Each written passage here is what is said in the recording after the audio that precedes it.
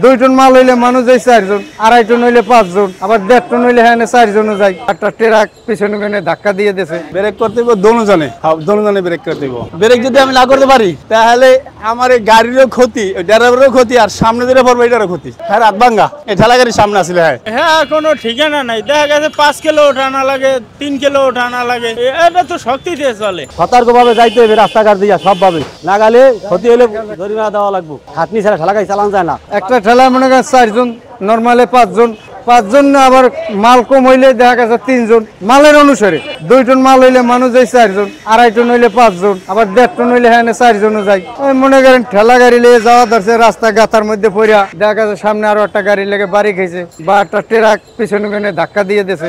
এটার তো ব্রেকও নাই আর ইঞ্জিনও নাই। ব্রেক করতে দিব দোনোজনে, দোনোজনে ব্রেক করতে দিব। হ্যাঁ ব্রেক করা যায়। ব্রেক না করলে তো মানুষ গাড়ি পড়তো বা গাড়ি পড়তো। ব্রেক করা যায়। যে ব্রেক না করতে পারলে আমাকেও ক্ষতি, আবার যার লাগে বাঁচবে আরো ক্ষতি। ব্রেক যদি আমি না করতে পারি তাহলে আমার এই গাড়িরও ক্ষতি, ড্রাইভারেরও ক্ষতি, আর সামনে যেটা পড়বে এটারও ক্ষতি। দিন মনে করেন এটা খ্যাপ বুঝছা। আজ খ্যাপ হয় নাই, এই রাজারঘাট যাইতেছি, আর তো কাম কাজ হয় না। এই গুলি আলুবাজার থেকে 20 বছর ধরে, 20 বছর দুর্ঘটনা কতকে ঠেলা গাড়িতে মরেও গেছে, আবার কতকে বাইশও আছে, কতকের ওই সামনের হ্যাঁ ঠ্যাং ভাঙা, এই হাত ভাঙে আছে, ওই যে সামনে যায় হ্যাঁ হাত ভাঙা এই ঠেলা গাড়ির সামনে আসলে হ্যাঁ ব্রেক করে রাখতে পারে না, ঢেলে হাত ভেঙে আছে। হ্যাঁ কোনো ঠিকানা নাই। দেখা গেছে 5 কিলো ওঠানা লাগে, 3 কিলো ওঠানা লাগে, আবার বেশি হয় 7-8 কিলো হয়।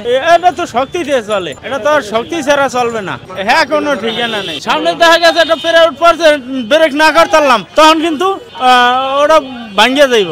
আছে দাদা, এটা অ্যাক্সিডেন্ট করা, অ্যাক্সিডেন্ট মারাত্মক অ্যাক্সিডেন্ট। অনেক পঙ্গ হয়ে যায়, কিছু বাদ হয়ে যায়, আবার আল্লাহ হাত থাকলে তাই অনেক কাটা সিরিয়া আর কি ঝামেলা অনেক।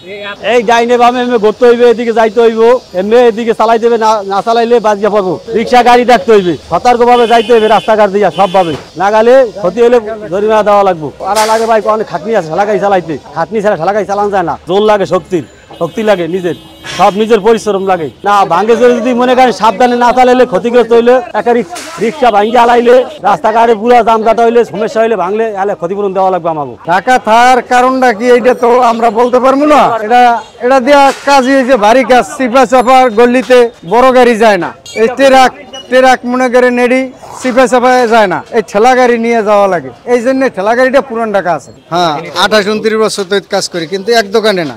এই রোডই কোনো সময় দেখা গেছে মাসুদও করছি, উত্তরা ব্যাংকে খায়ের দিনে করছি, মাকে করছি, ঢাকা এরনে করছি। কাজ হইলে পয়সা পাই, না হইলে পাই না। যারা দোকানদার আবার আছে আমাকে লেবারের মধ্যে অনেকে গাড়ি কেনে, জায়গা থাকলে কেনে, নাহলে তার কিনতে পারে না, নাহলে মাহাজনের তা মাহাজনে কেনে। কি পরিমাণ না, আগে তো মনে করেন কোনো সপ্তাহে দেখা গেছে 3000-4000 টাকা রয়েছে, এখন সপ্তাহ মনে করেন 1500-2000 টাকা কামাই করতে পারি না।